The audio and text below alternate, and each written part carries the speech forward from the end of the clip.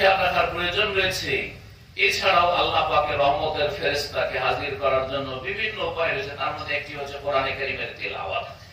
যেই বাড়িতে কোরআনে কারীমের তেলাওয়াত হয়, যেই বাড়িতে সুন্নতি জিকির আজকার হয়, সকাল সন্ধ্যার জিকির আজকার হয়, নামাজের পরে জিকির আজকার হয়, বাথরুমে যাওয়ার জিকির আজকার হয়, বাথরুম থেকে বেরোয়ার দোয়া পড়া হয়, ইত্যাদি যেসব দোয়া জিকির রয়েছে, ঘুমের আগে জিকির আজকার হয়, ঘুম থেকে ওঠার পরে জিকির আজকার হয়, কোরআনে কারীমের তেলাওয়াত হলে সেখানে রহমতের ফেরেশতা হাজির হয়। এই মর্মে সহিহ মুসলিম উসাইদ বিন হুযায়র রাদিয়াল্লাহু তাআলা আনহু একটি হাদিস রয়েছে, যাতে একটি ঘটনা রয়েছে। উসাইদ বিন হুযায়র একদিন রাতে কোরআনে কারীম তেলাওয়াত করছিলেন, তার উঠানে বসে তেলাওয়াত করছিলেন, আর পাশেই তার একটা ছেলে ঘুমিয়েছিল, ছোট নাবালক ছেলে ঘুমিয়েছিল, ঘোড়া বাঁধা ছিল পাশে। যেমন তেলাওয়াত করছেন তখন ঘোড়া লাফালাফি শুরু করে দিচ্ছে।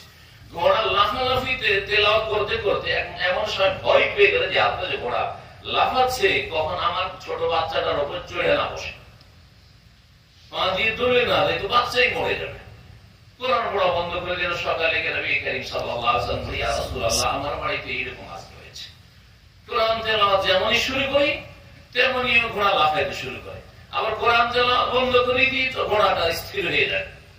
আর বাচ্চা পাশে শুয়েছিল, তাই আমি দুই একবার এরকম দেখলাম যে যখনই কোরআন পড়ি তখন লাফাইতে শুরু করে, কোরআন পড়াতে বন্ধ করে দিলাম।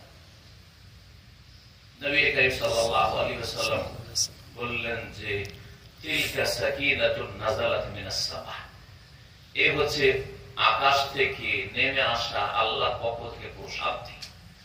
অন্য রাতে রয়েছে মালায়েকা ফেরেশতা, আমাদের মালায়েকা ফেরেশতারা তোমার কোরআন তেলাওয়াত শোনার জন্য সেখানে উপস্থিত হয়েছে।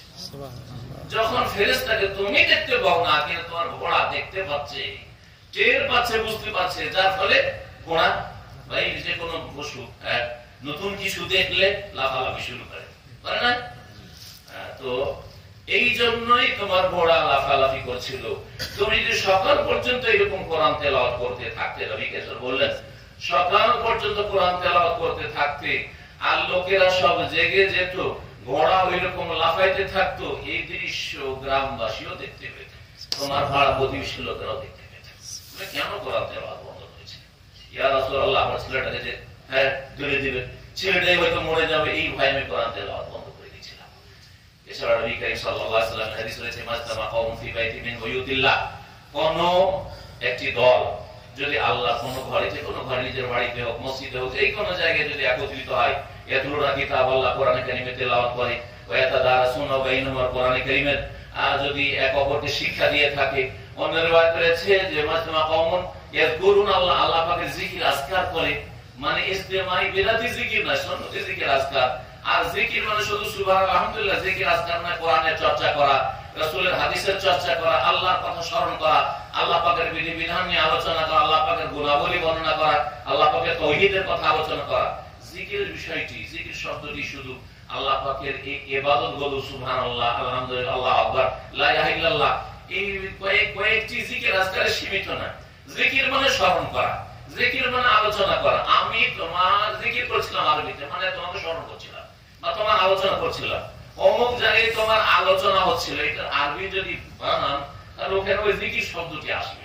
তাহলে আল্লাহর আলোচনা করা, রাসূলের আলোচনা করা, দ্বীন সম্পর্কে আলোচনা করা, আল্লাহ পাকের ইবাদত বন্দেগী, ইবাদতগত আলোচনা হোক, অথবা আল্লাহ পাকের বিধানগত আলোচনা হোক, আল্লাহ পাকের গুণগত আলোচনা হোক, যে কোনো আলোচনা হোক না কেন, এই সবগুলো হচ্ছে আল্লাহ পাকের জিকির আজকার।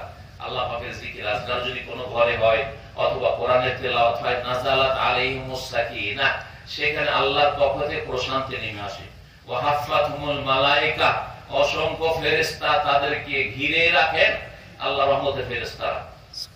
আর ওয়া গাশিয়াতহুমুর রাহমাতু, রহমত তাদেরকে ঢেকে নেন। আর ওয়া যাকারাহুমুল্লাহ ফি মান ইনদাহু, আল্লাহ পাক তার আরশে আজিমের চারপাশে ফেরেশতার পাশে তাদের কথা আলোচনা করেন, ফেরেশতাদের সামনে তাদের কথা আলোচনা করেন। আল্লাহ পাক রব্বুল আলামিন যেন আমাদেরকে ভালো কাজ করার তৌফিক দান করেন, ভালো পরিবার গঠনের তৌফিক দান করেন, আল্লাহ পাকের এবং রাসূলুল্লাহ সাল্লাল্লাহু আলাইহি ওয়াসাল্লামের আনুগত্যের তৌফিক দান করেন, গুনার কথা, কাজ থেকে, পাপের স্থান থেকে আল্লাহ পাক আমাদেরকে বেঁচে থাকার যেন তৌফিক দান করেন। আল্লাহ পাক আমাদের ব্যক্তি জীবনে, পরিবারে, বাড়িতে, ঘরে সমাজে যেন বরকত নাযিল করেন, আমিন। রহমত নাযিল করেন। আমিন। আল্লাহর গজব থেকে, অসন্তুষ্টি থেকে, আল্লাহ পাকের ক্রোধ থেকে আল্লাহ পাক আমাদের যেন হেফাজত করেন। সুবহান রাব্বিকা রাব্বিল ইজ্জাতি আম্মা ইয়াসিফুন ওয়া সালামুন আলাল মুরসালিন।